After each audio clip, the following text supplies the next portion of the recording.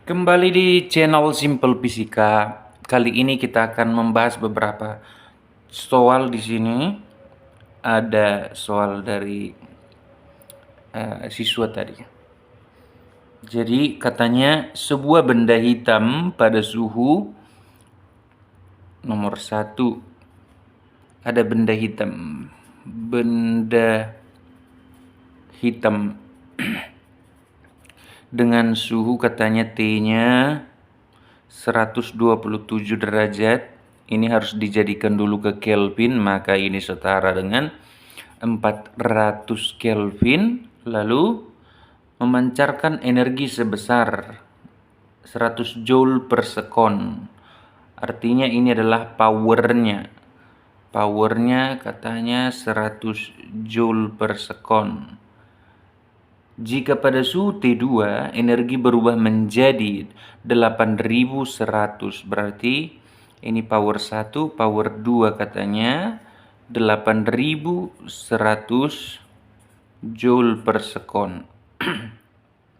Berapakah T2-nya? Katanya ini T1. Maka untuk mengerjakan ini tentu saja kita menggunakan radiasi benda hitam yang rumusnya adalah untuk power rumusnya emisivitas dikali tetapan Stephen Boltzmann dikali area dikali temperatur pangkat 4. Karena tidak didefinisikan terkait areanya, kita berasumsi bahwa ini sama, tetap areanya karena bendanya itu juga kan begitu.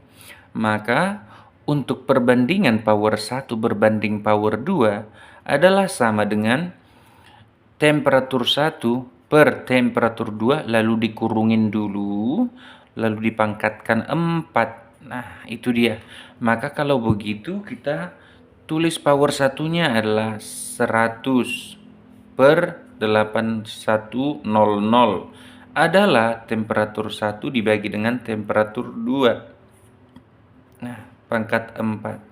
Nolnya kita cancel, 2 atas 2 bawah, sehingga supaya ini hilang pangkat 4-nya kita akar pangkat 4 kiri, akar pangkat 4 kanan, sehingga akar pangkat 4 dari 1 per 81 adalah T1 per T2.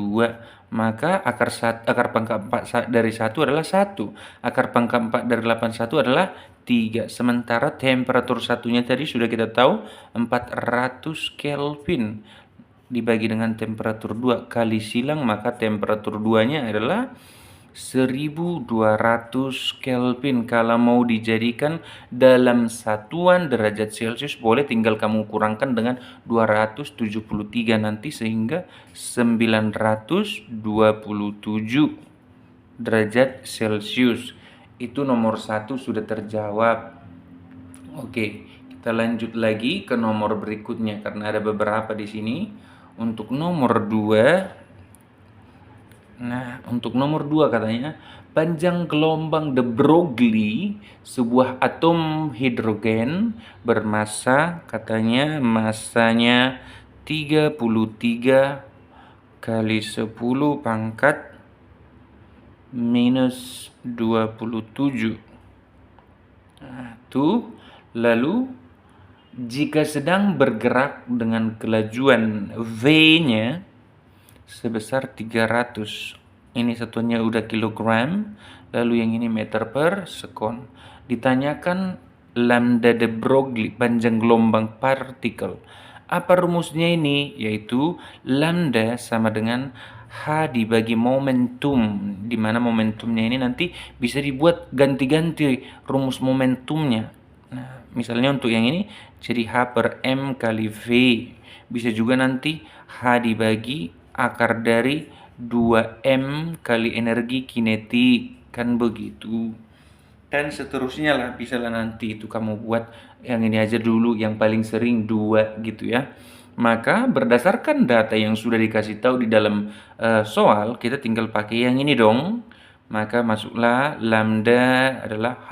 Tetapan Planck nilainya selalu 6,6 kali 10 pangkat min 34 dibagi dengan masanya tadi adalah 33 kali 10 pangkat min 27. Lalu dikali dengan velocity-nya sebesar 300 alias 3 kali 10 pangkat 2. Nah, ini ke sini hasilnya 5 di bawah, benar ya? Karena 5 dikali 6,6 itu setara dengan 33. Nah, ya, itu dia. Maka hasilnya ini adalah 1 kali 10 pangkat min 34 per 5 kali 3 kali 10 pangkat min 27 tambah 2 minus 25. Nah, hasilnya 1 per 15 kali 10 pangkat minus 34 ditambah 25 karena naik ke atas. Sehingga ini bisa kita jadikan menjadi 10 per 15 kali 10 pangkat. Harusnya ini kan minus 9, jadilah minus 10.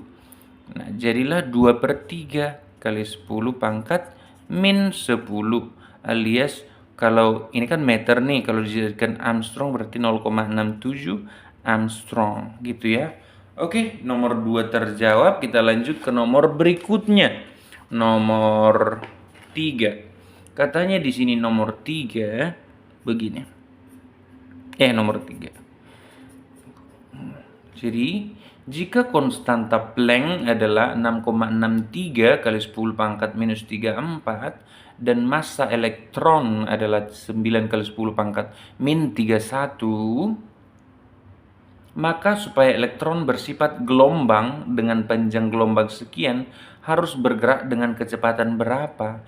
Artinya dia dikasih tahu lambdanya, dikasih tahu massanya, dikasih tahu h-nya. Hitunglah v-nya katanya.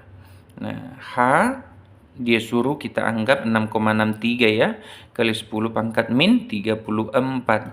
Lalu berikutnya dikasih data massanya 9 kali 10 pangkat min 31. Dan dia sebutkan bahwa lambdanya itu adalah 6,60 Armstrong. Berarti ini sama dengan kali 10 pangkat minus 10. Minus 10 tambah lagi kali 1, 2, 3. Berarti minus 7 ya. 6,66 kali 10 pangkat minus 7 meter. Maka untuk menghitung, dia suruh menghitung V-nya berapa. Kita gunakan rumus lambda tadi. Lambda sama dengan H dibagi dengan massa kali velocity-nya. Lalu kalau begitu yang ditanya V-nya jadi H per massa kali lambda. Nah, kita masukkan masing-masing nilainya. 6,63 dikali 10 pangkat minus 34 dibagi dengan massanya tadi 9 lalu dikali dengan 6,66 kali 10 pangkat ini tadi minus 31 lalu yang ini minus berapa tadi minus 7 berarti minus 38 kan gitu ya. Karena ini minus 7, minus 31 dan ini tadi minus 7, jadi minus 38. Oke, sekarang jadinya kalau kita bagikan ini dengan nilai sebesar 0,03 berarti ini 221. 221 per 9 dikali 222 dikali dengan 10 pangkat minus 34 ditambah 38. Nah, kayaknya kita bisa bulatkan ini menjadi sekitar 1 ya, 221 dibagi dengan 222 itu kan bisa kita bulatkan menjadi 1 ya. Lalu habis itu 1 per 9 lah ya. 1 dibagi 9 itu kan sekitar 1,1 ya. Kayak kemungkinan besar itu adalah 1 kali 10 pangkat minus 34 tambah 38 gitu ya. Berarti sekitar berapa itu ya? Minus tambah 4 ya. 10 pangkat positif 4 maksud saya. Dibagi dengan 222. Terus dibagi dengan 9. Nah, betul ya, sekitar 1,10. Jadinya 0,110